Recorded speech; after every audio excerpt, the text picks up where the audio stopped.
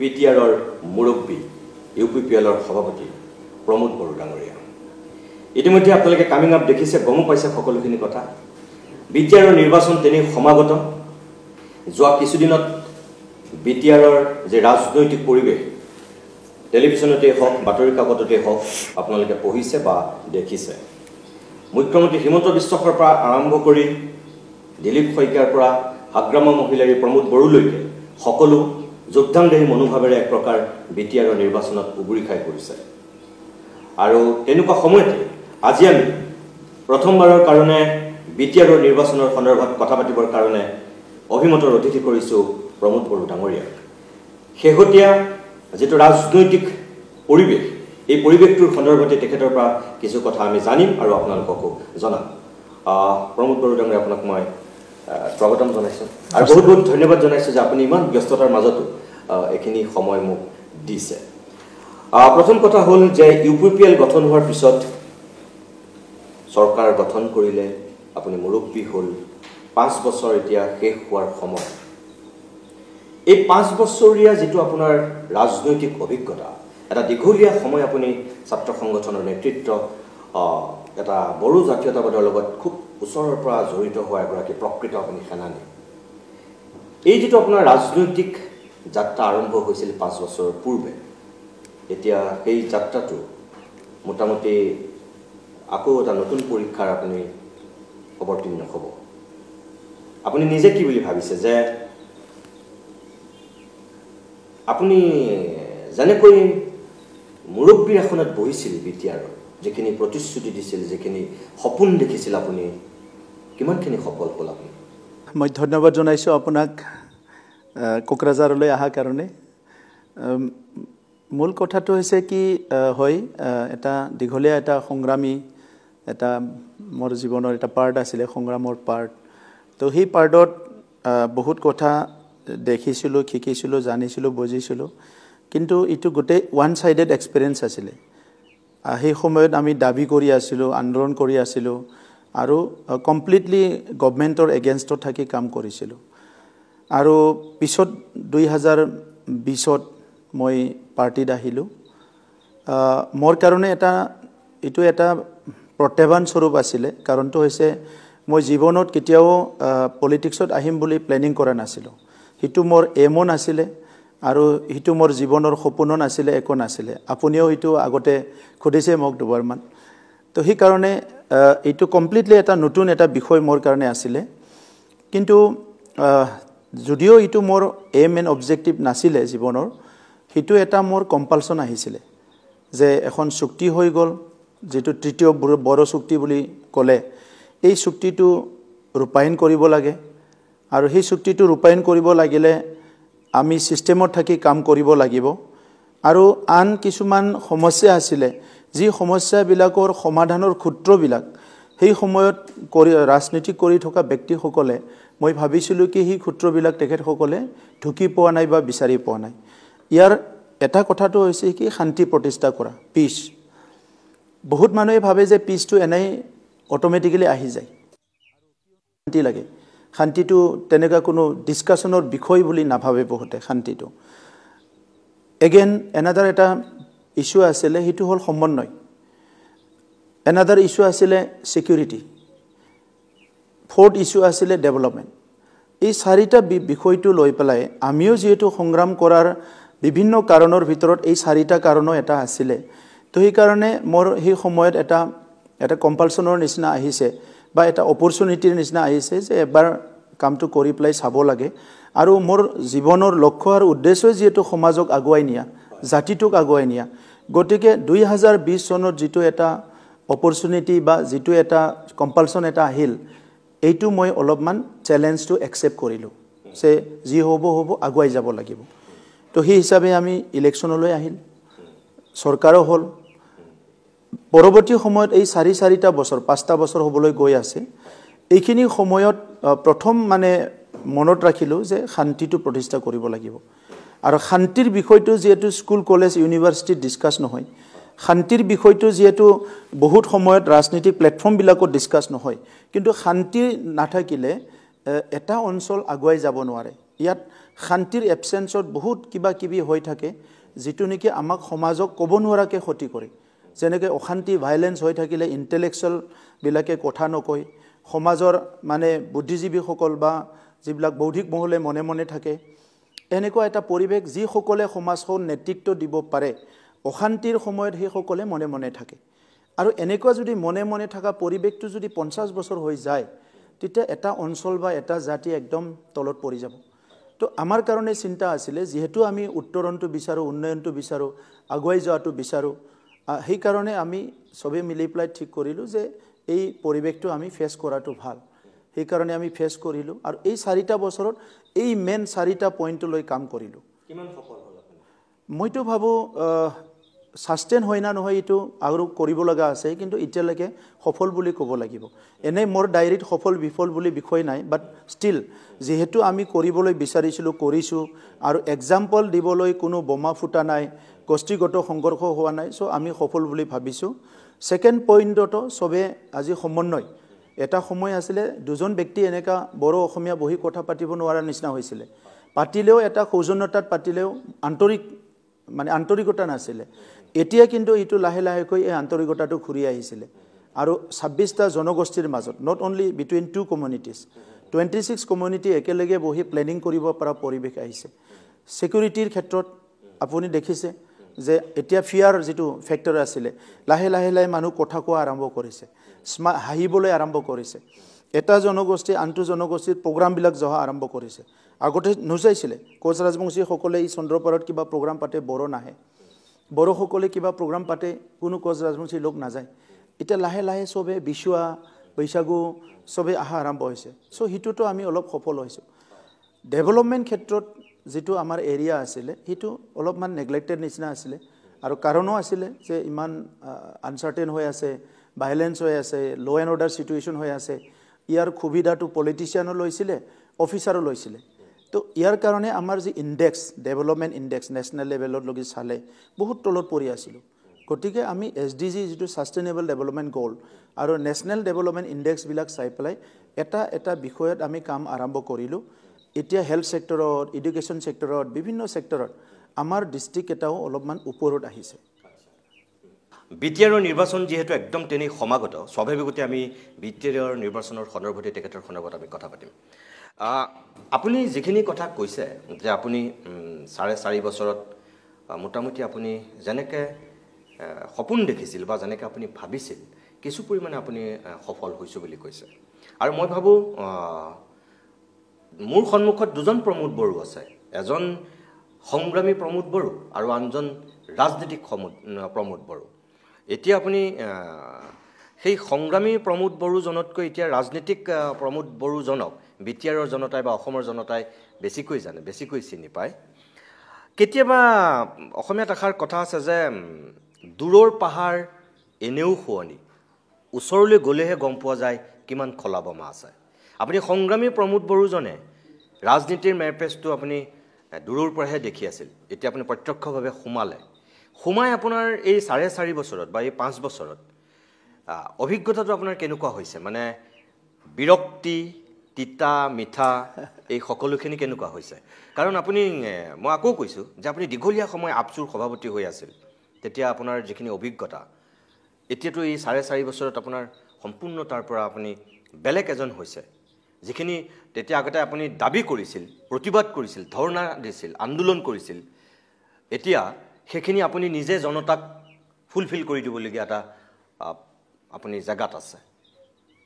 গতিকে আপোনাৰ সেই ক্ষেত্ৰত অভিজ্ঞতাটো কেনেকুৱা একদম সঁচা কথা মানে দূৰৰ পৰা দেখা আৰু নিজে কৰা বহুত ডিফাৰেন্স আছে মই ইয়াত এনেকা ভাবো যে ভাৰতবৰ্ষ 1947ত স্বাধীন হ'ল আৰু তাৰ পৰা আজি এইবাৰ আমি 79 আমাৰ স্বাধীনতা দিৱস আমি পালন কৰি উদযাপন কৰিলো এইখিনি সময়টো এনেকুৱা লাগিছে কি বহুত কম সময় নেকি ভাৰতৰ কাৰণে আৰু আমাৰ অঞ্চলবোৰে বডলেণ্ড হওক বা বিভিন্ন ৰিমোট এৰিয়া আছিল সেই অঞ্চলবিলাকে যদিও 1947 স্বাধীন হৈছে 1950 চনত ভাৰতৰ সংবিধান গৃহীত হৈছে 5 ইয়াৰ প্লেনিং আৰম্ভ হৈছে তথাপিতো বহুতখিনি দেশৰ পলিচি বিলাক ইমপ্লিমেণ্ট কৰাৰ সময়ত আমাৰ অঞ্চলবিলাকত বহুত লেটলি আহি পোৱা যেন লাগিছে আৰু সাংবিধানিক অধিকাৰবিলাক দেশ এখন স্বাধীন হ'ল স্বাধীন হোৱাৰ লগে লগে দেশৰ চাৰিসীমাৰ ভিতৰত থকা প্ৰত্যেকজন নাগৰিকে স্বাধীন হ'ল স্বাধীন হোৱাৰ পিছতো সাংবিধানিক অধিকাৰবিলাক বা দেশৰ যিবিলাক ৱেলফেয়াৰ স্কিম আছিলে সেই আঁচনিবিলাক আমাৰ অঞ্চলবিলাকত আহি পাওঁতে বহুত হয়তো দেৰি হৈছে তো হয় আমি একচেপ্ট কৰাত দেৰি হৈছে বা তেখেতসকলে আহি পোৱাত দেৰি হৈছে ক'বাত নহয় ক'বাত অলপমান খেলিমেলিটো আছিলে মানে তো সেইকাৰণে আজিলৈকে তেনেকুৱা বহুতখিনি কাম আছে যি কামবিলাক কৰা হোৱা নাই এই কামবিলাক ধৰি লওক এক্সাম্পল ৰাস্তা বনাই আছে আজি বনোৱা নাই 1950 চনৰ পৰা ৰাস্তা বনাই আছে ৰাস্তা বনোৱা শেষ হোৱা নাই ব্ৰিজ বনাই আছে ব্ৰিজ বনোৱা শেষ হোৱা নাই স্কুল নিৰ্মাণ কৰি আছে আজিলৈকে আমাক বহুত স্কুল লাগে আৰু কলেজ লাগে একদম ইনফ্ৰাষ্ট্ৰাকচাৰ কথাটো ক'লে সেকেন্ড কথাটো যদি আমি মানুহৰ কথা কওঁ মানুহটোতো সব একে মানুহ আপুনি নীতিমণি শইকীয়া মই প্ৰমোদ বড়ো আপোনাৰো এস্পিৰেশ্যন আছে মোৰো এস্পিৰেশ্যন আছে আপোনাৰো আত্মসন্মান আছে মোৰো আত্মসন্মান আছে হয়তো আপোনাৰ জনগোষ্ঠীটো আমাতকে একখোজ আগত আছে আগত মানে আপুনি শিক্ষা দীক্ষা অলপ আগতে গ্ৰহণ কৰিলে আমি অলপ পিছত গ্ৰহণ কৰিলো তাত এটা ডিফাৰেন্স আছে এই ডিফাৰেন্সটো আজিলৈকে কমপ্লিট কৰিব পৰা নাই ভাৰতবৰ্ষত সেইকাৰণে আপুনি শিক্ষাৰ হাৰটো চালে পাব ক'বাত 90 লৈকে গ'ল ক'বাত এতিয়াও 65 হৈ আছে ইকনমিকটো চাওক আপুনি কোনবা এখন ৰাজ্যত মানে জিডিপিটো বহুত ওপৰত কোনবা এটা অঞ্চল ৰাজ্যত বহুত কম এই ৰাজ্যৰ ভিতৰত কোনবা এটা ডিস্ট্ৰিক্টটো আৰু কম এনেকুৱাই বিভিন্ন জনগোষ্ঠীবিলাকে আত্মা নিয়ন্ত্ৰণৰ কথা কৈছে আত্মৰক্ষাৰ কথা কৈছে আত্মসন্মানৰ কথা কৈছে ভাষা সংস্কৃতি যিবিলাক নিজৰ own কিছুমান ভ্যালুজ আছে এইবিলাক ৰক্ষণাবেক্ষণ আজিলৈকে হোৱা নাই বুলি কৈছে সো এই গোটেই প্ৰবলেমটো যেতিয়া মই ইয়াত বহিলো আমাৰ তাত 26টা জনগোষ্ঠী আছে ইয়াৰ আগত বিচাৰা নাছিলে কিমান জনগোষ্ঠী আছে এনে কৈছিলে আৰু বহুত আছে আমি মানে উলালো যে 26টা জনগোষ্ঠী আছে 26টা জনগোষ্ঠীৰ লগত মই নিজে ইন্টাৰেকশন কৰিলো সবৰো নিড বিলাক সবৰো এস্পিৰেশনস বিলাক বেলেগ বেলেগ সবৰো গ্ৰেভেন্সেস বিলাক সমস্যা বিলাক বেলেগ বেলেগ তো এই গোটেই সমস্যা বিলাকৰ ভিতৰত দুটা মানে মই ক্লাসিফিকেশন কৰিব পাৰো এটা সমস্যা আছে যেটো টকা পয়সা না লাগে সৰকাৰে সমাধান কৰিব পাৰে কোনো ফান্ডৰ দৰকাৰ নাই এটা সমস্যা আছে ফান্ড লাগে আৰু যেটো ফান্ডৰ দৰকাৰ নাই তাত আমাৰ দেশৰ পলিসি মেকাৰ বিলাকে এই কথাটো এই ক্লাসিফিকেশনটো কৰিব পাৰিব লাগিব আৰু তেখেত সকলক সময় দিব লাগিব আমাৰ ইয়াত সূত্ৰধৰ বুলি এটা জনগোষ্ঠী আছে হয় জানো মই আগৰ সময়ত কিমান মুখ্যমন্ত্ৰী বিলাকে কথা পাতিছিলে তেখেত সকলৰ লগত মই না জানো আগৰ সময় বিলাকত এই 70 বছৰত আমাৰ ইয়াত জলা বুলি জনগোষ্ঠী এটা আছে হাজং জনগোষ্ঠী আছে মদাহী জনগোষ্ঠী আছে সো এনেকা সৰু সৰু জনগোষ্ঠী বহুত আছে বাট ষ্টিল ইহো একেত সকলো এটা জনগোষ্ঠী হয় হয় আৰু তেখেত সকলো জনগোষ্ঠী হিচাপে জীয়াই থাকিব বিচাৰে তো এই কথাবিলাক বহুত এড্ৰেছ কৰা নাই এতিয়ালৈকে ভাৰতত 22টা ভাষাটোকে শেডিউল ল্যাঙ্গুৱেজ কৰা হৈছে আৰু 1600 ভাষা আছে যেটো শেডিউল কৰা হোৱা নাই কিন্তু এইখিনিও ভাৰতীয় ভাষা তো এই ভাৰতীয় ভাষাখিনি আমি শেষ হ'বলৈ দিম না আমি জীয়াই ৰাখিম জীয়াই ৰাখিব লাগিলেতো কিবা এটা পলিসি কৰিব লাগিব তেখেত সকলোকে আপুনি পলিটিক্যাল পেট্ৰনাইজেশন বা গভৰ্নমেন্ট স্কিম বিলাক হেইবিলাকটো যাব লাগিব আমাৰ ইয়াতে 18টা ভাষা আছে অসমত হয়তো 3-4টা ভাষাই শেডিউল ল্যাঙ্গুৱেজ অসমীয়া ভাষা বড়ো ভাষা বঙালী ভাষা হিন্দী ইংলিশ এই ল্যাঙ্গুৱেজ বিলাক অসমৰ শেডিউল ল্যাঙ্গুৱেজ বাকিখিনিটো কয় মিচিং ভাষা কয় কাৰ্বি ভাষা কয় ইমান সুন্দৰ ভাষা এতিয়ালৈকে এক ডাইলুট হোৱা নাই ডিমাসা ভাষা আছে ৰাভা আছে বহুত জনগোষ্ঠীৰ ভাষা আছে এইবিলাক ক'বাত নহয় ক'বাত এতিয়ালৈকে এড্ৰেছ কৰা হোৱা নাই আৰু কিয় কৰা হোৱা নাই আৰু ভাৰতৰ সংবিধানটো 1950ত গৃহীত হ'ল ধুনীয়া এটা সংবিধান পৃথিৱীৰ ভিতৰতে দীঘলীয়া সংবিধান তাত বহুত আমাৰ কাৰণে সুবিধা আছে প্ৰটেকচনৰ কাৰণে এভৰিথিং হিউম্যান ৰাইট বা সব কিছু আছে কিন্তু তাত এটা মই এটা দেখিলো কি কমিউনিটি লাইনত ভাৰতখনত এই সংবিধানত বহুত বেছি জায়গা ৰাখা নাই আমাক সব নাগৰিক বনাই দিলে সো জুনাৰ যাৰ মানে 100 কোটি আছে ইও নাগৰিক জুনে মাগি খাই ইও নাগৰিক সো তাত এটা প্ৰবলেম এটা হৈ গ'ল কোনবা হাই কাষ্টৰ নাগৰিক একদম লো কাষ্টৰ নাগৰিক কাষ্টটো হাই লো নাই বড় কিন্তু হিটো সিস্টেমটো এতিয়াও চলি আছে পৰিবেশটো সো হি কাৰণে হি কমিউনিটি বিলাকে আজিলৈকে একদম ভাবে তেখেত সকলে যে আমাক কোনো নাচায় এই কথাটো মই ইয়াতে কাউন্সিলত এতিয়া এই ক্ষুদ্ৰ ক্ষুদ্ৰ জনগোষ্ঠী বিলাকক সবকো মাতি আনি যে আজি তেখেতসকলৰ কথাটো কেতিয়ালৈকে নেশ্যনত গৈ পাব কেতিয়ালৈকে ৰাজ্যত গৈ পাব আৰু নেশ্যনৰ ইণ্টাৰেষ্টটো বেলেগ তেখেতসকলৰ নেশ্যনৰ আমাৰ দেশৰ নেতাসকলৰ প্ৰায়ৰিটিটো বেলেগ সো এইটো প্ৰায়ৰিটি নহ'ব পাৰে ৰাজ্যখনত আজি প্ৰায়ৰিটি হ'ব পাৰে কালি প্ৰায়ৰিটি নহ'ব পাৰে তো সেই কমিউনিটিসকলক অলপমান বিশ্বাস দিয়াৰ কাৰণে অলপমান তেখেতসকলক জীয়াই থকাৰ কাৰণে অলপ সাহস দিয়াৰ কাৰণে আমি সব জনগোষ্ঠীৰে কমিউনিটি ভিজন ডকুমেণ্ট বনালোঁ সব কমিউনিটিৰে আপোনাক মই কপি দি দিম আৰু সেই কমিউনিটি ভিজন ডকুমেণ্টত আমাৰ কিছুমান এক্সপাৰ্ট আমি লগালোঁ এই আচলতে সেই জনগোষ্ঠীৰনো কি সমস্যা আছে আৰু তেখেতসকলনো কি বিচাৰে এই কথাখিনি আমি ওলালোঁ সব জনগোষ্ঠীৰে ডাঙৰ ডাঙৰ জনগোষ্ঠীবিলাকৰ কিবা এটা দিৱস আছে যিটো নেশ্যনেলি পালে ধৰি লওক খ্ৰীষ্টমাছ খ্ৰীষ্টানসকলৰ নেশ্যনেলি ইণ্টাৰনেশ্যনেলি হয় ঈদ পুৰা ৱৰ্ল্ডত হয় আমাৰো অসম ভাৰতত হোলী পুৰা ভাৰতত হয় তেনেকুৱা মানে দিৱালী পুৰা ভাৰতত হয় কিন্তু এই জনগোষ্ঠীবিলাকৰ কিবা নহয় কিবা ইহঁত তেখেতসকলৰ কাৰণে ভাল এটা উৎসৱ আছে যিটো ভাৰতৰ নহয় অসমৰো নহয় কিন্তু তেখেতসকলো ভাৰতীয় মানুহ হিচাপে বিচাৰে যে আমাৰো ৰিকগনিশ্যন পাওক এই 26টা জনগোষ্ঠীৰ আমি নেশ্যনেলি বা ষ্টেটত অবজাৰ্ভ নোহোৱা কিছুমান দিৱস আমি লৈছোঁ যিটো কাউন্সিলত আমি ৰিকগনিশ্যন দিছোঁ বাৰু খুব ভাল লাগিল আপোনাৰ এই কথাখিনি মই আৰম্ভণিতে আপোনাৰ এই কথাখিনি মানে জানি লৈছোঁ কিয় যে আপোনাৰ ভিজন আপোনাৰ যিটো চিন্তা কাৰণ আপোনাক একদম বহুত আগৰ পৰাই চিনি পাওঁ জানো আপুনি বড়ো ছাত্ৰ মানে নিখিল বড়ো ছাত্ৰ সন্থাৰ আপুনি সভাপতি হোৱাৰ আগৰ পৰাই আপোনাক জানো সেইকাৰণে আপোনাৰ এতিয়া যেহেতু ৰাজনৈতিক ক্ষমতাটো আপুনি পাইছিল গতিকে আপুনি কেনেকৈ আগবাঢ়িছিল অকণমান আপোনাৰ মুখেৰে জানি ল'লোঁ এই 4.5 বছৰীয়া শেষ হোৱাৰ সময়ছোৱাত এতিয়া কিন্তু মই পুৰা একদম ৰাজনীতিৰ কথা কেইটামান সুধিম পোনপটীয়াকৈ আপুনি দ্বিতীয়বাৰৰ কাৰণে আকৌ আপুনি BTRৰ মুৰব্বী হ'ব পাৰিবনে বাৰু আজিৰ দিনত চাওক এইটো BTRৰ যিটো আমাৰ 35 লাখ জনসাধাৰণ আছে ইয়াত প্ৰায় 26 লাখ ভোটাৰ আছে তেখেতৰ ওপৰত নিৰ্ভৰ কৰিব আপুনি মোক যেহেতু জানে আৰু মোৰ স্বভাৱগতভাৱে মই মানে বেলেগৰ নিচিনা ক'ব নিবিচাৰোঁ বহুত কথাটো ক'ব পাৰোঁ মই আৰু মই দল চলাই আছোঁ দলৰ সভাপতি হয় মই BTC এতিয়া আজিৰ তাৰিখত মই BTCখন চলাই আছোঁ তো মোৰ যিটো অনুভূতি মোৰ যিটো ফিলিংছ আৰু মোৰ যিটো আণ্ডাৰষ্টেণ্ডিং বড়োলেণ্ডৰ মানুহে UPPLক ভালকৈ চিনি পোৱা হৈছে আৰু এটা বিগ নাম্বাৰ ইণ্টেলেকচুৱেলে হওক বা ডাঙৰ এটা সংখ্যা ইয়াৰ জনসংখ্যা আমাক মৰম কৰা হৈছে বুজি পোৱা হৈছে আমাৰ ওচৰ চাপিছে তো সেইটো মতে মই ভাবোঁ যে এই যে আহি থকা নিৰ্বাচন 5th যিটো কাউন্সিল ইলেকশ্যন ইয়াত আমিয়ে সবচে লাৰ্জেষ্ট পাৰ্টি হিচাপে আহিব পাৰিম সেইটো মোৰ এটা বিশ্বাস আছে ওকে এই যে আপোনাৰ বিশ্বাস আছে আৰু আপুনি ক'লে যে 26টা জনগোষ্ঠীক লৈ আপুনি কিছু কাম কৰিলে তেওঁলোকৰ আবেগ অনুভূতিক আপুনি সন্মান জনালে ইয়াৰ আগতে এইটো BTRত হোৱা নাছিল তাৰ পিছতো স্বয়ং অসমৰ মুখ্যমন্ত্ৰীগৰাকীয়ে BTRৰ এইবাৰৰ নিৰ্বাচনৰ কেম্পেইনিঙত যোৱা প্ৰায় 20 দিনমান ধৰি ধাৰাবাহিক তেখেতে যি প্ৰচাৰ চলাইছে প্ৰত্যেক দিনেই মোটামুটি তেখেতে যিখিনি মূল কথা কৈছে সেইখিনিত কিন্তু তেওঁ কৈছে যে BTRত কোনো দ্বিতীয় শ্ৰেণীৰ নাগৰিক থাকিব নোৱাৰিব সম অধিকাৰ সকলোৱে পাব লাগিব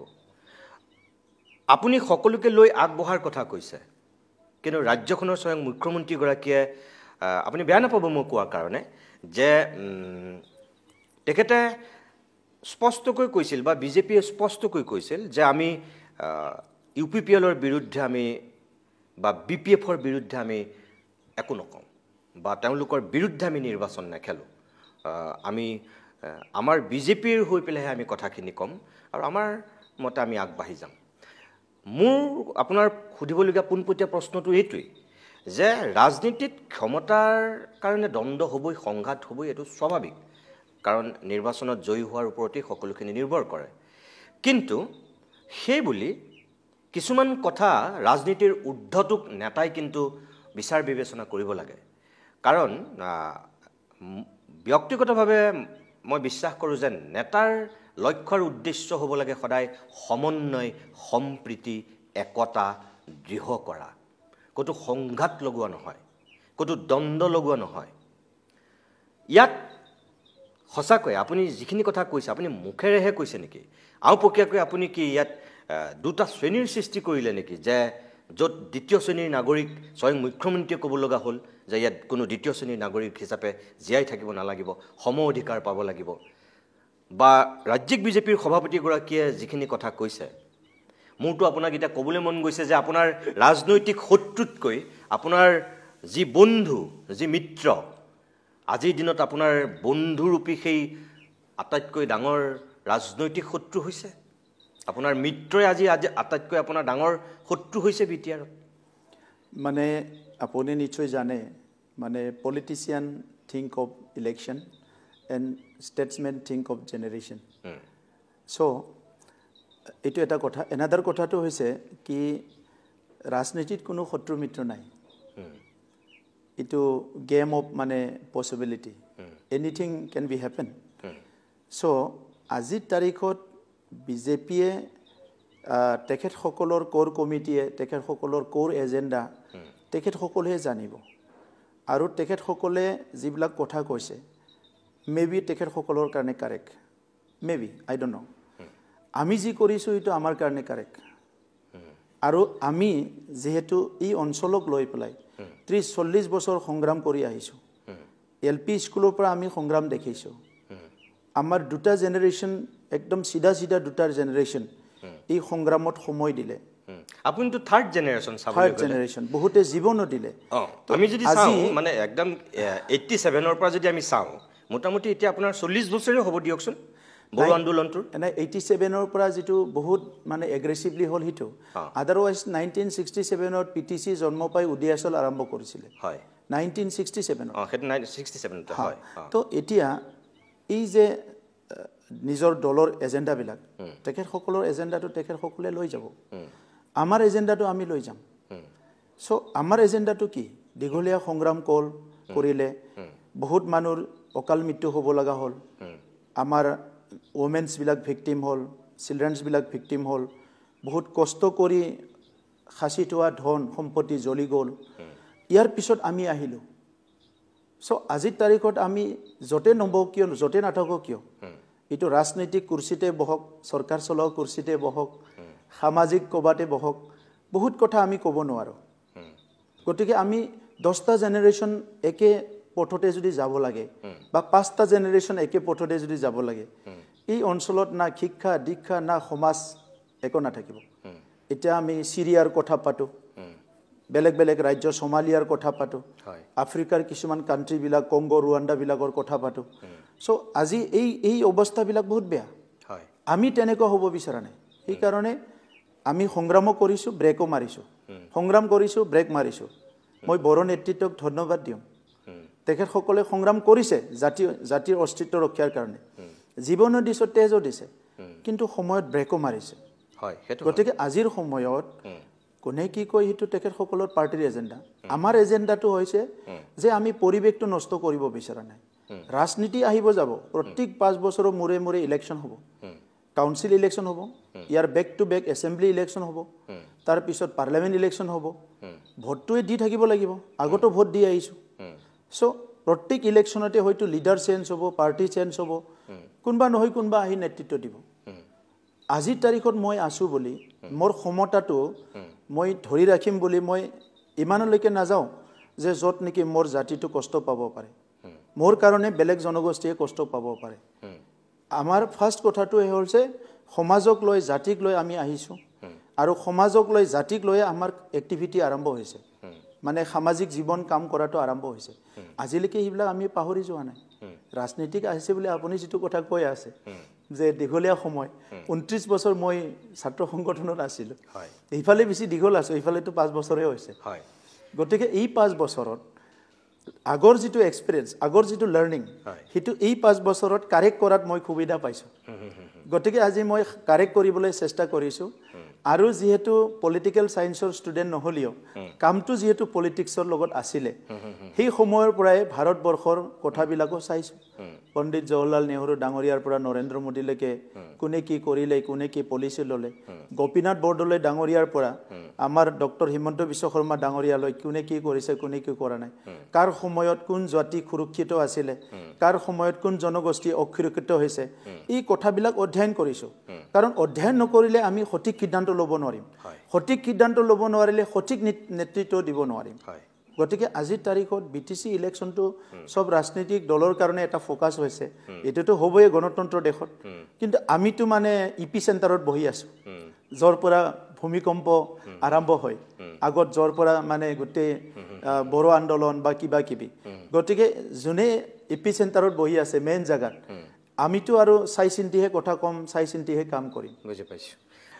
মই আকৌ আপোনাৰ কাষলৈ আহিছোঁ একদম খোলা খুলিকৈ কওঁ দূৰৰ শত্ৰুতকৈ কেতিয়াবা যদি ঘৰতেই কোনোবা শত্ৰু ওলায় তেতিয়া কিন্তু বৰ কষ্টকৰ হয় কিছুমান ক্ষেত্ৰত আপোনাৰ কাৰণে বাৰু এতিয়া অলপ তেনেকুৱা হৈছে নেকি ৰাজনীতিটো চাওক মোৰ কাৰণে অলপ বেছি ভাল হ'ল যে ৰাজনীতিত অহাৰ আগতে ভাৰতীয় ৰাজনীতিৰ ওপৰত বা আগৰ ইতিহাসবিলাকৰ ওপৰত অলপমান অধ্যয়ন কৰি আছিলোঁ যেতিয়া মই আন্দোলন কৰি আছিলোঁ সংগ্ৰাম কৰি আছিলোঁ সেই সময়ত ভাবি আছিলোঁ যে মই ভুলে কৰি আছোঁ না ভালে কৰি আছোঁ কাৰণ আন্দোলনটো বহুত ডাঙৰ কথা পিছফালে বহুত মানুহ আহিব ফলো কৰি এটা জাতিটো লাগি থাকিব সো ভুলে কৰিছোঁ না ভালে কৰিছোঁ সেইখিনি সময়ত যেতিয়া ইতিহাসবিলাক ষ্টাডি কৰিছিলোঁ তেতিয়া গম পালোঁ যে এনেকুৱা ঘটনাবিলাক সদায় হৈ থাকে আৰু আমাৰ ইয়াত যেতিয়া আমি ইণ্ডিয়ান পলিটিক্স বুলি ক'লে যেটো নেকি আমাৰ চাণক্য নীতি এই কথাবিলাককে বেছিকৈ ফলো কৰে চাই তো সেইবিলাক অলপমান অধ্যয়ন কৰিছিলোঁ তো এই কাৰণে মই মেণ্টেলি প্ৰস্তুত আছিলোঁ যে এনিথিং কেন বি হেপেন আৰু ইয়াৰ আগত বড়োলেণ্ডৰ অৱস্থাটো বহুত ভাল নাছিলে হয় দিন দুপৰতে মানুহ মাৰি পেলাইছিলে আমিও টাৰ্গেট আছিলোঁ আৰু আজিৰ কথা আপুনি পাতি আছে 2020তো ইলেকশ্যনৰ আগদিনা মোৰ কনভয়তে এটাক কৰিলে হয় মোৰ মনত আছে হা তো এই গোটেই পৰিৱেশটো মোৰ কাৰণে নতুন নাছিলে গতিকে সেই পৰিৱেশতকৈ এই পৰিৱেশটো মোৰ কাৰণে খুব চেলেঞ্জিং নহয় ক্ষমতাটো আজি থাকিব কালি নাথাকিবও পাৰে এইটো চিৰস্থায়ী নহয় কিন্তু যেটো কাম কৰিবলৈ লক্ষ্য এটা আছে টাৰ্গেট আছে ইয়াৰ পৰা বিচলিত নহওঁ চাওক আপুনি এইমাত্ৰ যেটো কথা ক'লে যে মই আপোনাক ৰাজহুৱাকৈ কৈছোঁ এনেই ব্যক্তিগতভাৱে মই আপোনাক কেতিয়াবা ফোনত কৈছোঁ সেইটো বেলেগ কথা আজি মই আপোনাক এই অভিমতৰ মঞ্চত কৈছোঁ যে আপোনাক এটা কাৰণত সাধুবাদ দিবই লাগিব বা ধন্যবাদ দিবই লাগিব যে আজিৰ পৰা কেইবছৰমানৰ পূৰ্বলৈকে যেটো ডিভাইড আছাম 50-50 শ্লোগান আছিল বা যেটো আন্দোলন আছিল যি কাৰণতেই নহওক আপুনি সেইখিনি সেই প্ৰতিবাদ সেই ধৰ্ণা সেই আন্দোলনৰ পৰা আঁতৰি আহি আপুনি কিন্তু মানে সকলোকে লৈ আপুনি আগবাঢ়ি যোৱাৰ অসমখনৰ বৃহত্তৰ অসমখন এক হৈ থকাৰ সেই যাত্ৰাত আপুনি বিলীন হৈছে মোৰ প্ৰশ্নটো এতিয়া হ'ল যে সেইখিনিৰ কাৰণে আপুনি ধন্যবাদৰ পাত্ৰ চাবলৈ গ'লে মই কোৱা নাই আপুনি এইটো নাভাবিব যে মই এজন অসমীয়া হিচাপে বড়ো জাতীয়তাবাদটো থমকি গ'ল নেকি মই তেনেকুৱা মিনিং কৰিছোঁ আপুনি একদম ভুলতো নাভাবিব আকৌ মই বিচাৰোঁ যে আমাৰ ভাৰতবৰ্ষখনত যেনেকৈ নিৰ্দিষ্টকৈ কোনোবা কেইটামান মানুহক আমি আঙুলিয়াই ক'ব নোৱাৰোঁ যে এওঁই ভাৰতীয় বুলি ইয়াত কোনোবা মাৰাঠী ইয়াত কোনোবা তামিল ইয়াত কোনোবা তেলেগু ইয়াত কোনোবা মণিপুৰী ইয়াত কোনোবা পাঞ্জাবী ইয়াত কোনোবা অসমীয়ালৈ যেনেকৈ এটা বৃহত্তৰ ভাৰতীয় জাতি গঠন হৈছে অসমখনতো আমি কেতিয়াবা নিৰ্দিষ্ট কোঁচ কলিতা বামুণ গোসাঁইক অকল আমি অসমীয়া বুলি ক'লে নহ'ব ইয়াত কোনোবা বড়ো ইয়াত কোনোবা মিচিং ইয়াত কোনোবা দেউৰী ইয়াত কোনোবা খামটি ইয়াত কোনোবা কাৰ্বি ইয়াত কোনোবা ডিমাচা ইয়াত কোনোবা ৰাজবংশী ইয়াত কোনোবা চাহ জনগোষ্ঠী এনেকৈ মানে যিমানখিনি আছে আপোনাৰ ইয়াত থকা 26টা জনগোষ্ঠীলৈকে সকলোকে লৈহে অসমখন হৈছে অসমবাসী হৈছে বৃহত্তৰ এটা মহাজাতি গঠন হৈছে এই যিখিনি আপুনি ক'লে যে 5 বছৰত যিখিনি শান্তি সমন্বয় সম্প্ৰীতি আপুনি আনিছে আমিও দেখি আছোঁ এইটোতো সঁচা কথা ইয়াত আগতে কোকৰাঝাৰলৈ আহিবলৈ ভয় হৈছিল এটা সময় আছিল এইটোতো মিছা কথা নহয় একদম সঁচা কথা কোকৰাঝাৰত সন্ধিয়া 6-7 বজাৰ পিছত নিতাল নিস্তব্ধ পৰিৱেশ এইটোতো মিছা কথা নহয় দোকান পোহাৰ সকলো বন্ধ হৈ গৈছিল সেই কোকৰাঝাৰত এতিয়া ৰাতি 11টা বজালৈকে এটা পৰিয়ালে আহি পেলাই ৰাতিৰ আহাৰ গ্ৰহণ কৰে ৰেষ্টুৰেণ্টত গোটেই গাড়ী মটৰ চাইকেল এতিয়া ৰাতি 12টা 1টা বজালৈকে বেলেগ চহৰ নগৰত যিটো পৰিৱেশ কোকৰাঝাৰত সেই পৰিৱেশ এখিনিতো সঁচা কথা দিয়কচোন আৰু এখিনি আপোনালোকে সেই শান্তি সেই বস্তুটো ঘূৰাই আনিছে ইয়াত কোনোবাই হয়তো এতিয়া ক'ব যে আইন শৃংখলাটো দিছপুৰে নিয়ন্ত্ৰণ কৰে এইবোৰ দিছপুৰৰ কৃতিত্ব তেনেকৈ হয়তো ইয়াত যদি কৃতিত্ব লোৱাৰ যুঁজ চলে ৰাজনীতিত হয়তো কোনোবাই সেইটো দাবী কৰি দিব পাৰে যে এইটো দিছপুৰেহে কৰিছে ইয়াততো আপোনালোকৰ হাতত গৃহ বিভাগ নাই গতিকে এইটো আইন শৃংখলা আপোনালোকে একোৱেই কৰা নাই কিন্তু ইটোৰ লগত সিটো অংগাংগীভাৱে জড়িত হৈ আছে অকল পুলিচ মিলিটেৰীয়ে সকলো নিয়ন্ত্ৰণ নকৰে মানুহৰ মানসিকতা যিটো মেণ্টেলিটি যিটো বিশ্বাস যিটো আস্থা এইবিলাক মানুহৰ হৃদয়ৰ বস্তু এইবিলাক সামগ্ৰিকভাৱে পৰিৱেশটো তৈয়াৰ কৰা বস্তু গতিকে সেই পৰিৱেশটো ইয়াত আপোনালোকে তৈয়াৰ কৰিছে দুইটা পক্ষৰ ইয়াত মই ভাবোঁ সেই সহযোগিতাটোৰ কাৰণে এইখিনি পৰ্যায়লৈ আহিছে এতিয়া কথা হ'ল এই যে বিটিএডি বা বিটিআৰ শান্ত আগন্তুক দিনত ৰাজনীতিকৰ ভুল সিদ্ধান্তৰ কাৰণেই বা কিছুমান বক্তব্যৰ কাৰণেই আকৌ বিটিআৰ উত্তপ্ত হ'ব পাৰে নেকি কেতিয়াবা চাওক এইটো নুই কৰিব নোৱাৰে মই আপোনাক যদি সিধা কথা ক'ব গ'লে আপুনি ওচৰ চুবুৰীয়া মণিপুৰৰ কথা কওক মণিপুৰত এটা সময়ত ইৰাম শৰ্মিলা হাংগাৰ ষ্ট্ৰাইক কৰি আছিলে বহুত বছৰ আপস্পা হাতাব লাগে বোলে arms for special power act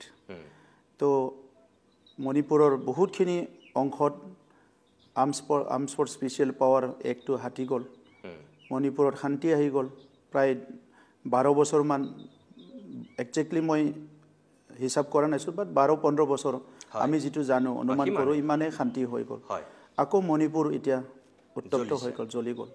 আৰু আগতকৈ এইবাৰৰ ভাইলেঞ্চটো কম নহয় একদম এইবাৰৰ ভাইলেঞ্চটো বহুত ব্ৰুটেলি হৈছে তো ইয়াত মানে মই কোনোবা এজন ব্যক্তিক বা কোনোবা এটা দলক বা কাকবা মই ব্লেম কৰি ক'ব বিচৰা নাই হিউমেন চিভিলাইজেশ্যনটো যেনেকৈ আগুৱাই যায় সময়ে সময়ে যিবিলাক প্ৰত্যাহ্বান আহে আৰু তাত থকা পপুলেশ্যনে কি কথা ভাবে বা কি নিৰ্ণয় লয় ইয়াৰ ওপৰতো কথাবিলাক ডিপেণ্ড কৰে আজি বড়োলেণ্ডত বসবাস কৰা মানুহবিলাকৰ ওপৰত বড়োলেণ্ডৰ শান্তি অশান্তিটো নিশ্চয় নিৰ্ভৰ কৰিব আজি মিডিল ইণ্ডিয়াত আপুনি নক্সালাইট চলি আছে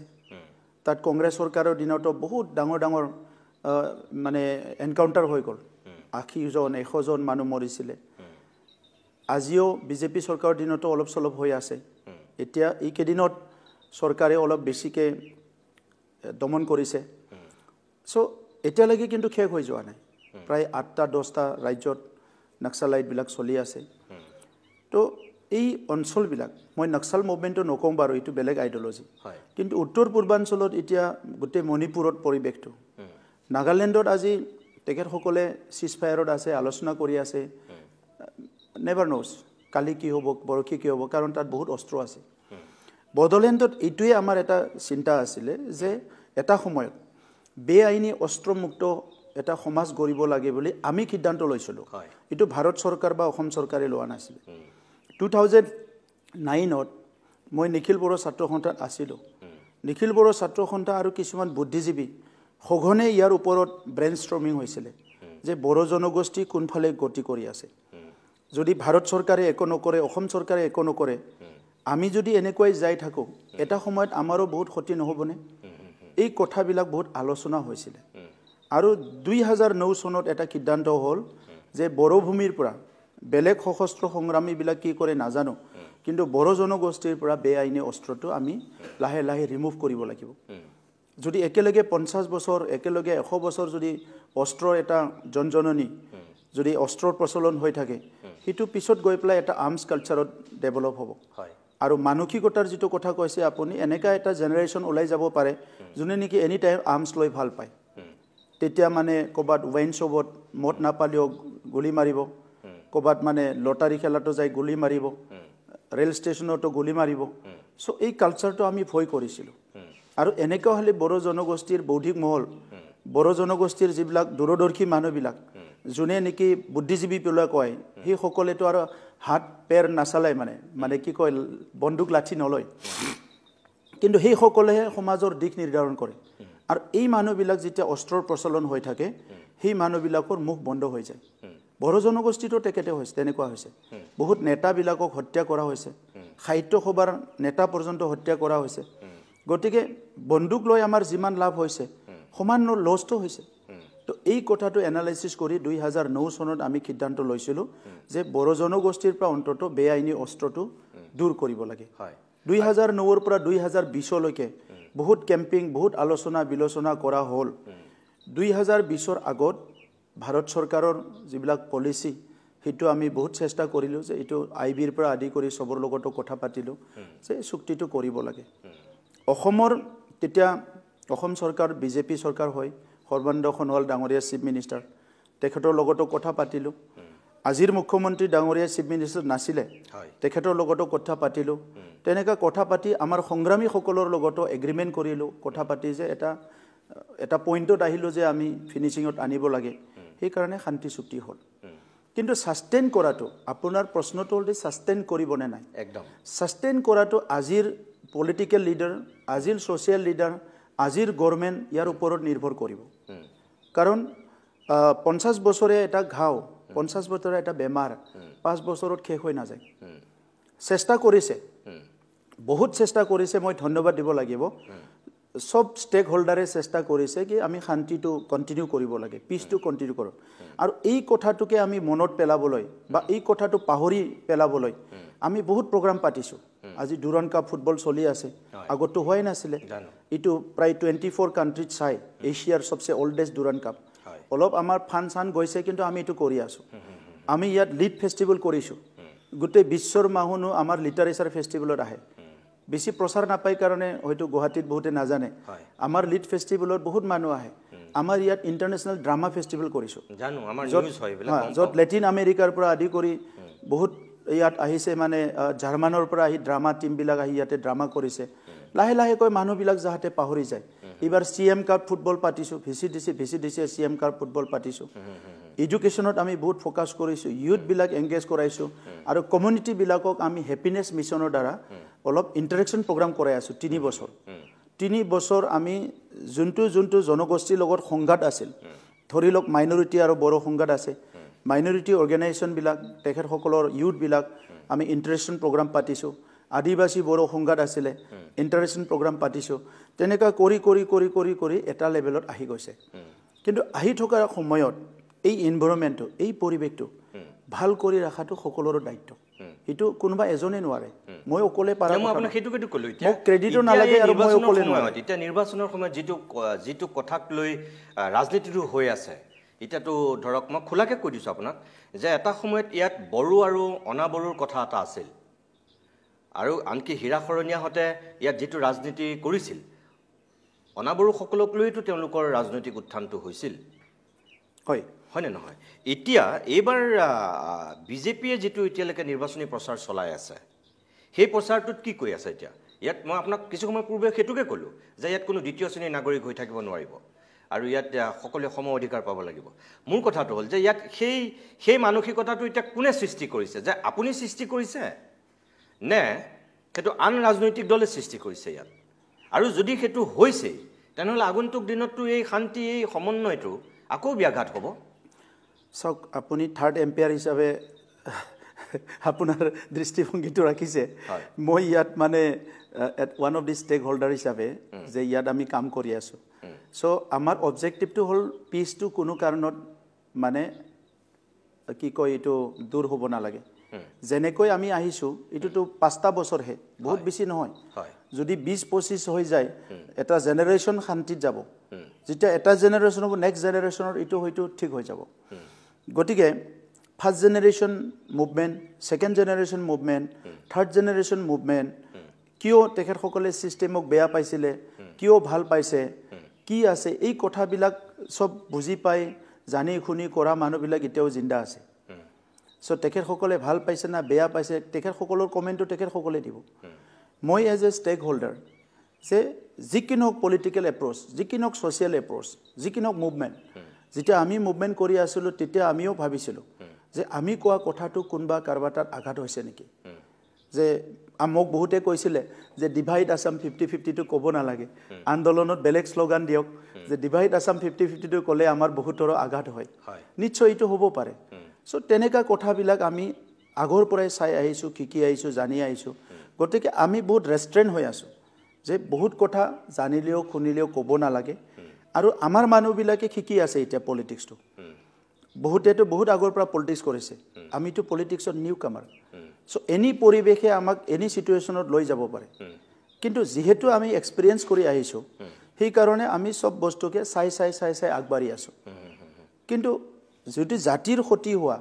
সমাজৰ ক্ষতি হোৱা অঞ্চলৰ ক্ষতি হোৱা কোনোবাই কিবা কৰে তেতিয়া আমিতো এটা লিমিটৰ পিছত কথা ক'ব লাগিব আপুনি হেতুলে ৰৈ আছে এতিয়া নাই আমাৰ প্লেনিংটো আমি কৰি আছোঁ আৰু ট্ৰাইবেল মানুহবিলাকৰ ক্যাৰেক্টাৰটোৱে হেতু আপুনি ট্ৰাইবেল মানুহ কিয় ভুল বুজে মানে আন্ডাৰষ্টেণ্ড কৰিব নোৱাৰে বুজিব নোৱাৰে কাৰণ ট্ৰাইবেল মানুহবিলাকে কথা নকয় ভাৰতত যিখিনি ট্ৰাইবেল আছে 7% প্ৰায় 10 কোটি মান ট্ৰাইবেল আছে সব ট্ৰাইবেল এৰিয়াই মোৰ অৰ লেছ একে আৰু ট্ৰাইবেল মানুহে বেছি কথা নকয় সো এই কথা নকোৱা মানে তাক আপুনি আপাৰ আসামৰ ভাষাত হলে অকৰা বুলি কয় অলপ বেছিকে বুজি নাপোৱা বুলি ভাবিলে নহব ওকে সব বুজি পায় আন্ডাৰএস্টিমেট কৰিলে নহব ইয়েস ইহতে অধ্যয়ন কৰে ইহতে সব জানে কিন্তু উই আৰ হেল্পলেস বুজি পাইছো বহুত সময়ত আমি হেল্পলেস হৈ যাও আমাৰ নাম্বাৰটো কম এটা মিছিংৰ সংখ্যা কিমান কাৰ্বিৰ সংখ্যা কিমান বড়োৰ সংখ্যা কিমান ডিমাছাৰ ৰাভাৰ সংখ্যা কিমান আমাৰ জনসংখ্যাটো এটা মেটাৰ হয় বুজিছো বাট still we are citizen of this country Pramod Bodo ডাঙৰীয়া মোক একদম আপুনি খুব চমুকে কিছু উত্তৰ দিব লাগিব এতিয়া আজিৰ দিনত আপোনাৰ কাৰণে প্ৰধান প্ৰতিদ্বন্দ্বী বিপিএফ নে বিজেপি সক ৰাজনৈতিক আহাৰ লগে লগে প্ৰতিদ্বন্দ্বী থাকিবই কিন্তু আমি ইউপিপিএল হিচাপে আমি ইয়াত আকৌ প্ৰতিদ্বন্দ্বী হিচাপে লোৱা নাই একদম ফোকাস 40টা সমষ্টি 3277টা বুথ আৰু নিজৰ ওপৰত বিশ্বাস যে আমি 4 বছৰ 5 বছৰত কি কৰিব পাৰিছো কি কৰিব পাৰা নাই কাৰণ কোনোবা এটাক যদি আমি বহুত প্ৰতিদ্বন্দ্বী বুলি ভাবো কোনোবা এটাক যদি আমি বহুত শক্তিশালী বুলি ভাবো আমি নিজে ভয় খাই যাম তো গতিকে মই এইখন মানে যেটো আমাৰ ইলেকশন বা এইটো যেটো এক্টিভিটি এইটো প্ৰক্ৰিয়া ইয়াত মই তেনেকা পৰিবেশ সৃষ্টি কৰিবলৈ বিচৰা নাই আৰু তেনেকা লবও বিচৰা নাই কাৰণ আমাৰ হাতত বহুত অপচন নাই আমি কোনবা শত্ৰু হলেও মৃত্যু হলে আমাৰ কামখিনি আমি কৰিবই লাগিব ইয়াত মোৰ মা থাকে দেউতা থাকে মোৰ নিজৰ মা দেউতাটো নাই স্বৰ্গবাসী হল কিন্তু তেনেকা বহুত মা দেউতা আছে তেনেকা বহুত দাদা ভাই আছে বহুত বাইদেউ আছে ভনী আছে যি সকলে 30-40 বছৰে ভাল শিক্ষা পোৱা নাই ভাল পৰিবেশ পোৱা নাই এই সকলৰ কাৰণে আমি কাম কৰিব লাগিব না হেতু আপুনি মই কৰিছে মই বুজি পালো কিন্তু তথাপি আপুনি যেহেতু নিৰ্বাচনত অৱতীৰ্ণ হ'ব আপোনালোক ইউপিপিএলৰ মূল প্ৰতিদ্বন্দ্বিতা কাৰ লগত হ'ব যে বিজেপিৰ লগত নে বিপিএফৰ লগত আমাৰ প্ৰতিদ্বন্দ্বীয়ে নাই আমি কাকো প্ৰতিদ্বন্দ্বী বুলি লোৱাই নাই মই আপোনাক কৈছো প্ৰতিদ্বন্দ্বী বুলি লোৱা মানে আপোনাৰ সংঘাত হৈ যাব তেনে কাৰ বিৰুদ্ধে নিৰ্বাচন খেলিব আমাৰ নিজৰ কাৰণে খেলে নিৰ্বাচন নিজে জিকিব বিচাৰিছো আমি চৰকাৰ বনাব বিচাৰিছো হেতু বিজেপিও কৈছে যে কাৰো বিৰুদ্ধে নিৰ্বাচন খেলা নাই কিন্তু তেওঁলোকে জয়ী হ'বৰ কাৰণে খেলিছে আৰু আপুনিও একটা কথাই কৈছে যে আপোনালোকে নিজৰ জয়ী হ'বৰ কাৰণে খেলিছে একদম ফোকাস আমি এই ইলেকশনটো জয় হ'বলৈ খেলিছো আৰু আমাৰ যেটো সৰকাৰ 4 বছৰ 5 বছৰ হ'বই তো এই সময়ত আমিনো কি কাম কৰিলো আমিনো পলিটিক্সটো বুজি পাইছো নে নাই পলিটিক্সৰ পৰিভাষা কি এটো বুজি পাইছো নে নাই এই কথাটো আমিও জানিব লাগিব 17 বছৰ হাগ্ৰামা মহিলাৰী 17 বছৰ বিটিআৰৰ মুৰব্বী হৈ আছিল আপুনি এটা 4.5 বছৰ মোটামুটি ধৰক আৰু 5 বছৰ হ'বলৈ বৰ বেছি সময় নাই 17 বছৰীয়া হাগ্ৰামা মহিলাৰীৰ অভিজ্ঞতা আৰু 5 বছৰীয়া প্ৰমোদ বড়োৰ অভিজ্ঞতা মানুহে হয়তো কম্পেয়াৰ কৰিব বিটিআৰত তাৰ পিছতো মই আপোনাক কৈছো যে খোখিদিনাখনলৈকে ইউপিপিএলৰ মূল প্ৰতিদ্বন্দ্বিতা হৈছিল বিপিএফৰ লগত যোৱা নিৰ্বাচনটোত এইবাৰ এতিয়াৰ যেটো সামগ্ৰিক ৰাজনৈতিক পৰিবেশ পৰিস্থিতি এটো দেখি পেলাই এনেকুৱা লাগিছে যে কোকৰাঝাৰ চিৰাং সেই সাইটটোত আপোনাৰ বিপিএফে পুৰা নিজৰ আধিপত্য অটুট ৰাখিব আপোনাৰ মোটামুটি ইউপিপিএল বা আপোনাৰ যেটো ভাবমূৰ্তি এটো যদিও 5খন জিলাৰে আপুনি মুৰব্বী তথাপিও আপোনাৰ উদালগুৰি বাক্সা তামুলপুৰ সেই অঞ্চলটোত আপোনাৰ এটা বেলেগ ধৰণৰ প্ৰভাৱ বা UPPL এটা আধিপত্য আছিল বিজেপিয়ে এতিয়ালৈকে যিখিনি নিৰ্বাচনী প্ৰচাৰ চলাইছে বা যিখিনি তেওঁলোকৰ বক্তব্য গোটেইখিনি কিন্তু BPF কেন্দ্ৰিক নহয় UPPL কেন্দ্ৰিক আৰু দিলীপ শইকীয়া নিজে যেহেতু দৰং মঙ্গলদৈ ওদালগুৰিৰ যেহেতু সাংসদ তেওঁ নিজৰ সাংসদৰ অধীনতেই 16টা পৰিষদীয় সমষ্টি আছে আৰু বিজেপিয়ে যিখিনি এবাৰ টাৰ্গেট কৰিছে যে অকল প্ৰমোদ বড়ো আৰু হাগ্ৰামা মহিলাৰীৰ বিৰুদ্ধে প্ৰাৰ্থিত্ব নিদিওঁ বুলি কৈ বাকি সমষ্টিত সকলোতে দিম বুলি কৈ আছে মই যিমান দূৰ গম পাওঁ যে বিজেপিয়ে মূল টাৰ্গেট কৰিছে তামুলপুৰ বাক্সা ওদালগুৰিৰ 21টা পৰিষদীয় সমষ্টি আৰু এই 21টাত তেওঁলোকে পুৰা জড়ি হ'বৰ কাৰণে আপ্ৰাণ চেষ্টা কৰিছে আপোনালোকৰ বিৰুদ্ধে নকওঁ বুলি কৈও বিজেপি নেতাসকলে যিখিনি কথা কৈছে মুখ্যমন্ত্ৰীৰ পৰা দিলীপ শইকীয়ালৈকে যিখিনি কথা কৈছে আপুনিতো দেখিছে VCDCৰ কথা যিখিনি কথা কৈছে বৰালি মাছ বুলি অভিহিত কৰি বৰালি মাছে সৰু সৰু মাছবিলাকক গিলি পেলাইছে বুলি কৈছে আপুনি VCDCৰ সপক্ষত মুখ্যমন্ত্ৰীয়ে তাৰ সম্পূৰ্ণৰূপে দুৰ্গুৰ বিপৰীত স্থিতিত লৈ আছে দিলীপ শইকীয়াৰ বক্তব্যও আপুনি শুনিছে শেহতীয়াকৈ BTRৰ একাংশ মানুহে দিলীপ শইকীয়াৰ বক্তব্যৰ তীব্ৰ আপত্তি কৰিছে এপছুৱে কৰিছে বড়ো সাহিত্য সভায়ো কৰিছে ৰাজনীতিকসকলেতো কৰিছে তেনে ক্ষেত্ৰত আপুনি আটাইতকৈ হলঠেকত নপৰিবনে যদি আপোনাৰ সেই এলেকাটোতেই যদি বিজেপি আটাইতকৈ বেছি যুদ্ধাংদেহী ৰূপত অৱতীৰ্ণ হয় মই ভাবোতো আপুনি আটাইতকৈ বেছি ক্ষতিৰ সন্মুখীন হ'ব মই চাওক ইতিহাসটো দুটা শব্দ দি লিখে চ্যালেঞ্জ আৰু ৰেসপন্স ঠিক আছে চ্যালেঞ্জটো যদি চ্যালেঞ্জতে কৰি যায় সেইটো বহুত সংঘাত হ'ব চ্যালেঞ্জটো ৰেসপন্স দিব লাগিব so I am ready to accept and respond any kind of challenge কাৰণ মই আপোনাক কৈছোৱে যে মই ইটো এৰি যাব নোৱাৰো এৰি গলে বহুত বছৰ আগতে এৰি গলো হয় গতিকে এই জানি খুনি আমাৰ সমাজখনৰ অৱস্থা বেয়া জাতিটোৰ অৱস্থা বেয়া বুলি জাতীয় সংগঠনত সোমাই পৰিলো নিজৰ কেৰিয়াৰ নিজৰ জীৱন নিজৰ মা দেউতা নিজৰ পৰিয়াল প্ৰায় সেকেন্ডাৰী হৈ গল আমাৰ কাৰণে তো গতিকে আজি আমাৰ হাতত একো অপচন নাই আপুনি যদি ইয়াত গোটে কামান নলৈ আহে ড্ৰোন লৈ আহে আমিতো ফেস কৰিবই লাগিব আমি এই জায়গাটো এৰি দিব নোৱাৰো গতিকে আজি আপুনি যেটো কৈছে যে ওদালগুৰি বাক্সা তামুলপুৰ আমাৰ কাৰণে ওদালগুৰি বাক্সা তামুলপুৰ চিৰাং কোকৰাঝাৰ একে আমি দুভাগ কৰি কথা পাতিব নোৱাৰো নোৱাৰে আপুনি এক হৈ কথা পাতিব কিন্তু এজন সাংবাদিক হিচাপে মই যিখিনি মন কৰিছো সেই দিশৰ পৰা যদি মই আপোনাক কওঁ তেনে হলে যে বিজেপিয়ে যেটো এতিয়ালৈকে ৰাজনীতি কৰি আছে সেই দিশে মই আপোনাক কথাটো কৈছো যে ঠিকই আছে আপুনি নহয় বুলি ক'ব নেকি নাই ঠিকই আছে আপোনাৰ কথাটো ঠিকই আছে যেটো মানে অবজাৰভেশন হিটোও ঠিকই আছে হয় আপুনি যেটো মোক খুদিছে মই মোৰ কথাটো কৈছো বুজিছো যে মই এনি কাইন্ড অফ চ্যালেঞ্জ আমি খাৰিব নোৱাৰো যেতিয়া এপছুট থাকোতে আমাৰ ইয়াত অস্ত্ৰ শস্ত্ৰ জনজনীয় হৈছিল ভাতৃঘাতী সংঘৰ্ষ হৈছিল সেই সময়ত যেতিয়া আমি কোনবা ডিজিপিক লগ কৰিব গৈছিলো কোনবা মন্ত্ৰীক লগ কৰিবলৈ গৈছিলো আমাক কোনো ৰেসপন্স দিয়া নাছিল যাৰ কাৰণে আমি তৃতীয় থাৰ্ড মানে জেনাৰেশন হৈ গলো মুভমেন্ট কৰা গতিকে তাৰ পৰা উলাই আহিছোৱে মাত্ৰ আৰু হিখিনি সময়ত যেটো দেখিছো কিকিছো টিকটটা ইয়াত আৰু বেলেগ কেমিষ্ট্ৰি নাই ইয়াত কোনো ৰকেট সায়েন্স নাই ইয়াত কোনবাই অলপ হাই টিউনৰ কথা ক'ব কোনবা লো টিউনৰ কথা ক'ব কোনবাই মেয়াৰ পাইছ কৰি ক'ব কোনবাই সিধাই ক'ব তাৰ আৰু বেলেগ কথা একো নাই এটো সবে জানো আমি ইয়াৰ মাজতে আমি জিয়াই থাকিব লাগিব আৰু জাতিটোকো জিয়াই ৰাখিব লাগিব আৰু আমাৰ জাতিৰ লগত এতিয়া BTC অঞ্চলত 26টা জনগোষ্ঠী আহি গল যাক আমি দূৰ কৰি ফলাই কথা পাতিব নিবিচাৰো ভাৰত চৰকাৰে যদি কিবা কাৰণত এই মানুহবিলাক পাহৰিও যায় কোনোবা সময়ত যদি অসম চৰকাৰে পাহৰিও গৈছিলে আজি আমি দাদা ভাই হিচাপে একেলগে আছো মই অকলে দুবেলা দুমুঠি ভালকে মাছে মাংসয়ে খাই মোৰ ওচৰৰ জন যদি ভাত খাবা নাপায় এটোটো মানৱ ধৰ্ম হ'ব নোৱাৰে আপুনি কোৱাখিনি শুদ্ধ একদম ঠিক কথা কৈছে কিন্তু তাৰ পিছতো মই আপোনাক এনেকৈ কম যে ইয়াৰ আগৰ নিৰ্বাচনটোত বিজেপিয়ে যেতিয়া অকলে নিৰ্বাচন খেলিছিল কাক টাৰ্গেট কৰি লৈছিল BPF হাগ্ৰামা মহিলাৰীক জেলত পঠিয়াম বুলি কৈছিল তেওঁ গোটেই দুৰ্নীতি ভ্ৰষ্টাচাৰৰ তদন্ত কৰাৰ কথা কোৱা হৈছিল 3000 কোটি টকাৰ তেওঁ বিৰুদ্ধে এটা দুৰ্নীতিৰ অভিযোগ অনা হৈছিল কিন্তু যোৱা 5 বছৰতো জি হিমন্ত বিশ্ব শৰ্মাই যা বা জি বিজেপিৰ নেতৃত্বই হাগ্ৰামা মহিলাৰীক জেললৈ পঠিয়াম বুলি কৈছিল যোৱা 5 বছৰতো এটা শব্দও নকলে বা কি প্ৰক্ৰিয়াৰে তদন্ত হ'ল নহ'ল সেয়া চৰকাৰে জানিব আমিতো নাই দেখা হাগ্ৰামা মহিলাৰীটো জেললৈ যোৱা নাই এতিয়ালৈকে আপুনিও কৈছিলে হাগ্ৰামা মহিলাৰী দুৰ্নীতি ভ্ৰষ্টাচাৰ তদন্ত কৰা হ'ব বুলি আপুনি কিমান কি কৰিলে মই নাজানো এতিয়া আজিৰ দিনত সেই বিজেপিয়ে যি BPFক বা হাগ্ৰামা মহিলাৰীক জেললৈ পঠিয়াম বুলি কৈছিল এতিয়ালৈকেতো তু শব্দ এটাও কোৱা নাই চাবলৈ গ'লে কিন্তু য'ত তেওঁলোকে আগ্ৰাসী ৰূপত নিৰ্বাচনী প্ৰচাৰ চলাইছে এবাৰ UPPLৰ বিৰুদ্ধেহে চলাইছে এতিয়ালৈকে BPFৰ বিৰুদ্ধেতো নহয় তাৰ মানে ক'ৰবাত আপুনি ইউজ এণ্ড থ্ৰ' হ'ল নেকি হ'ব পাৰে কাৰোবাৰ কাৰণে কিন্তু মইতো নহয় মই নিজৰ এজেণ্ডাটো লৈ মই কাম কৰি আছোঁ